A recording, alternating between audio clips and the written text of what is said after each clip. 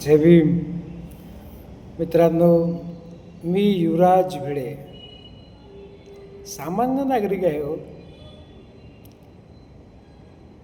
परिवाराचं पालनपोषण कसं करायचं आणि त्याचा प्रोग्रेस करायचा इतकंच ध्यानी मनाने लक्षात आहे.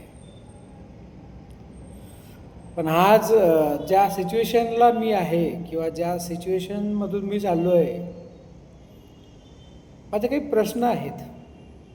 त्या प्रश्नाला इथल्या स्वयंघोषित नेत्यांनी किंवा नेते मंडळींनी उत्तर द्यावी ही अपेक्षा आहे. दिलीच पाहिजे असं गरजेचं नाही आहे, पण एक सामान्य नागरिक म्हणून आज माझा त्यांना प्रश्न आहे. आणि माझा त्या तमाम सामान्य नागरिकांना एक संदेश आहे की माझ्या माता भगिनींनो, माझ्या मित्रांनो आणि यंग जनरेशननो, आज वेळ आलेली आहे एल्गार करायची. आणि आज वेळ आलेली आहे प्रश्न विचारायची. तुम्ही रातोरात साऱ्या पक्षांतर करताय हो. काय भेटतंय, काय घेताय माहित नाही. आमच्यासारख्या सामान्य नागरिकांनी कोणाच्या मागे जायचं? आमच्या जातीचे लेबल तुम्ही लावताय. डॉक्टर बाबासाहेब आंबेडकर विश्वरत्नांचा फोटो तुम्ही लावताय आणि मतांची भीक मागताय.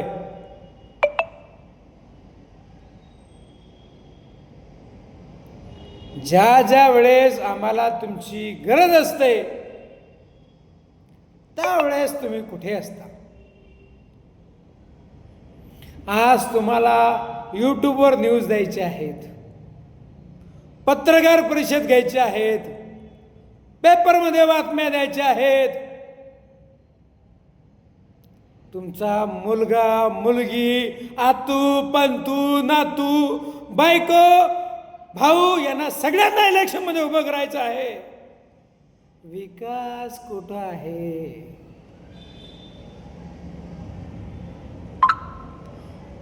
मी प्रभाग क्रमांक 18 विषयी बोलतोय. विकास कुठं आहे? कुठं नेऊन ठेवलाय? उत्तर द्यायची जबाबदारी तुमची आहे. मागील 5 वर्षात 7 वर्षात मागासवर्गीय एरियासाठी किती निधी आला? प्रत्येक वर्षाला किती निधी नगर परिषद पास करतोय, महानगरपालिका पास करते? त्याची उत्तरं तुम्ही जनतेला द्यायची आहेत. आणि का देणार नाहीत? माझं मत तुम्हाला दिलेलं आहे, माझा अधिकार तुम्हाला आहे विचारायचा. फक्त तुम्ही यूट्यूब मास्टर बनू नका, पोस्टर बॉय पोस्टर गर्ल बनू नका, यूट्यूबवर छावू नका. प्रश्नांना उत्तर पण द्या. मागील 5 वर्षात तुम्ही यंग यूथसाठी काय केलंय? उत्तर द्या. इथल्या ज्येष्ठ नागरिकांसाठी तुम्ही काय केलं याचं उत्तर द्या. पाणी प्रश्नासाठी, सडक प्रश्नासाठी तुम्ही काय केलं उत्तर द्या. जे माझे बंधू भगिनी माझा यूथ MPSC UPSC करू इच्छितो त्यांच्यासाठी तुम्ही काय केलं त्याची उत्तरं द्या. शहाणपणा करू नका,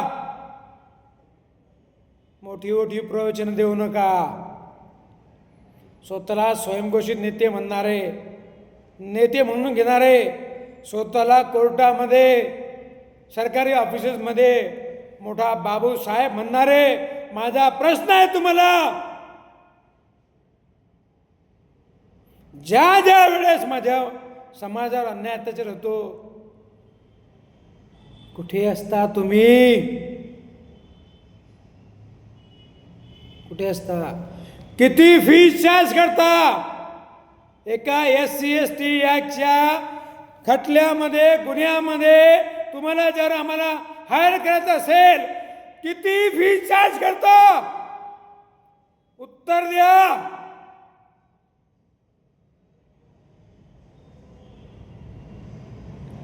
मागच्या 5-6 महिन्यामध्ये माझ्या एका मागासवर्गीय बहिणी, मागासवर्गीय दलित बहीण माझी एक सेलिब्रेशनसाठी एका हॉटेलमध्ये गेली होती विथ फॅमिली जेवणाला. तिथे तिला मारझोड करण्यात आली, जातीवाचक शिवीगाळ करण्यात आली. त्यावेळेस तुम्ही कुठे होते? त्यावेळेस तुम्ही तुमचा संच, तुमचे लोक का जमा केले नाहीत? का पोलीस स्टेशनला गेले नाहीत? का त्याच्यावर आवाज उठवला नाही? उत्तर द्या. आज जनता आणि मी उत्तर विचारतो. या व्हिडिओ नंतर माझ्यासोबत काय होईल, काय नाही होईल याची परिणामाची चिंता नाही, पण तुम्ही रातोरात पक्ष चेंज करताय, रातोरात तुमचं सत्ता पालथान होतंय. त्याची उत्तरं तुम्हाला कोणीतरी मागायला पाहिजेत. बरं, तुम्ही पक्ष चेंज केला, युत्या केल्यात, तमाम जनतेचे तुम्ही नेते संबंध, कुठल्याही समाजाचे नेते, पार्टी संबंध तुम्ही एकत्र जोडलेत. आमचा विकास कुठं आहे? झाला का? केला का? आणि जर झाला असेल, केला असेल तर त्याचा जाहीरनामा या निवडणुकीमध्ये तुम्ही सादर करा.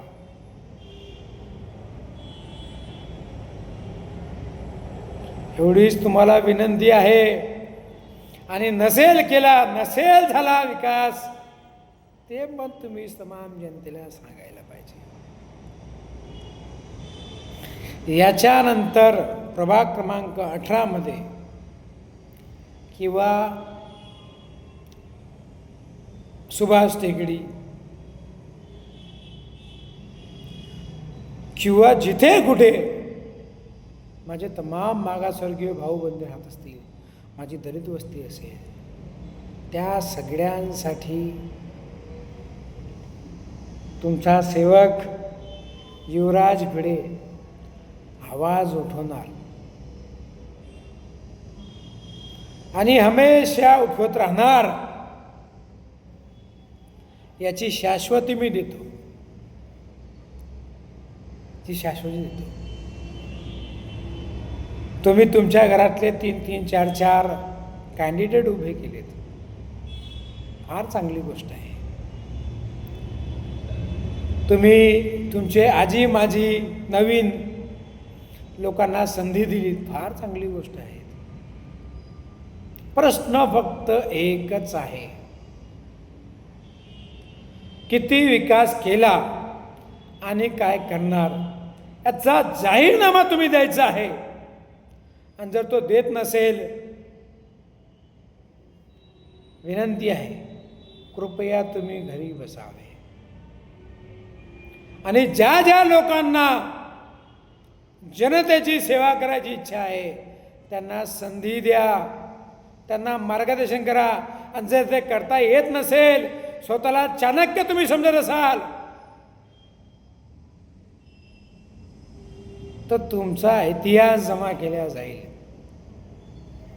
जय भीम, जय शिवराय, जय जिजाऊ.